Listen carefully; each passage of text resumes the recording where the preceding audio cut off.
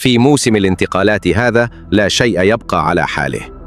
نجم ريال مدريد فينيسيوس جونيور في مفاوضات متقدمة مع نادي الأهلي السعودي بعد تلقيه عرضاً تاريخياً تتجاوز قيمته 350 مليون يورو مع عقد ل5 سنوات يفوق إجماله مليار يورو.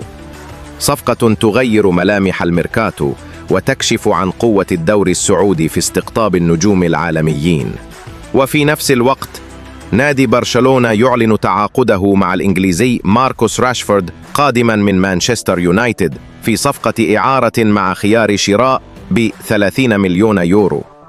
راشفورد يصل ليعزز هجوم الكتالونيين جنبا إلى جنب مع أسماء مثل ليفاندوفسكي، رافينيا ولامين يامال.